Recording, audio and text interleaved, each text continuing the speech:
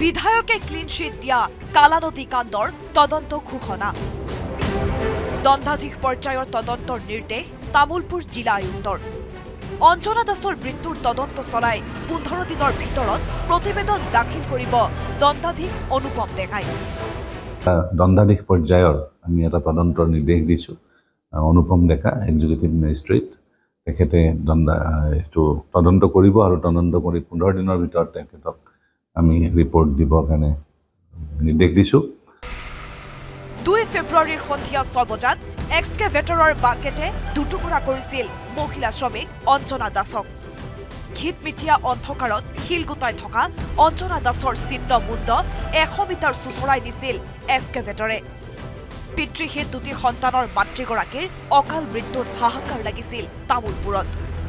Kumarikata range অফিচৰ পৰা মাত্ৰ 1 কিলোমিটাৰ আঁতৰত থকা কালানদীৰ খননথলীত মহিলা শ্ৰমিকৰ মৃত্যুৰ তদন্তৰ দাবী কৰিছিল স্থানীয় লোকে ভয়ংকৰ ঘটনাটোৰ পাছদিনাই UPPL দলৰ নেতা মনোজ গয়াৰীৰ মালিকাধীন শিলবাৰীৰ মহলটো অবৈধ নহয় বুলি ক্লিন চিট দিছিল তামুলপুৰৰ বিধায়ক জলেন দৈমাৰীয়ে মহলটো অবৈধ নহয় মহলটো বৈধই হয় কিন্তু ইয়াত যেটো শিল উঠোৱা যে নিয়ম এটো কেনেকা হয় এটো আমি চাব লাগিব অৱশ্যে জলেন দৈমাৰীয়ে UPPLৰ নেতা মনোজ গয়াৰী ক্লিন চিট দিয়াৰ বিপৰীতে কালানদীৰ খননক অবৈধ আখ্যা তামুলপুৰৰ প্ৰাক্তন বিধায়ক ইমানুৱেল মুছাহাৰীৰ এটা মাইনিং প্লেন বনালে এটা মেপ তৈয়াৰ কৰিলে GPS মেপ বছৰত 8000 CM 7 বছৰৰ কাৰণে দিয়া হয় 8 গুণ 56000 CM 8000 CM এভাৰেজ উইদিন 5-6 দিনৰ মূৰত হেক কৰে প্ৰতিদিনে কিবা নহয় কিবা এটা এক্সিডেন্ট হৈ আছে নিষেধাজ্ঞা থকাৰ পাছতো কালানদীৰ শিলবালিৰ মহলত এক্সকেভেটৰ আৰু ডাম্পাৰ ব্যৱহাৰ কৰাৰ অভিযোগ ইমানুৱেল মুছাহাৰীৰ কিন্তু আজি দেখা গ'ল কোনো মাইবাপ নাই এডমিনিষ্ট্ৰেশ্যন আছে না নাই আগতো ৰঙিয়াৰ পৰা আহি পেলাই ইয়াৰ অলপ কিবা কৰিছিল নহয় জানো এতিয়াতো কোনো খা খবৰেই নাই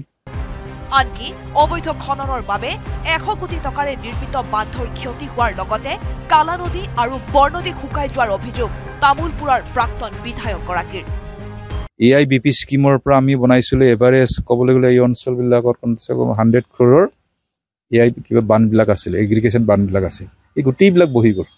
কোলাপস হৈ গ'ল আৰু ৰিভাৰ বেড তলত গ'ল 5-6 ফুট তলত গ'ল বৰনদী নুহুকাই এইবাৰটো বৰনদী শুকাইছে যোৱা 4 বছৰ ধৰি শুকাই গ'ল বৰনদী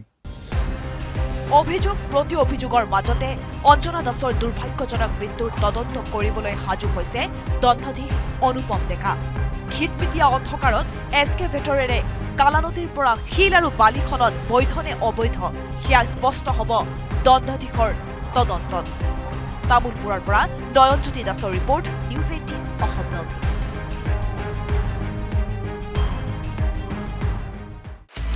আপুনি বিচৰা বাতৰি পাব কেৱল নিউজ 18 এপত নিউজ 18 এপ ডাউনলোড কৰিবলৈ স্ক্যান কৰক এই QR কোড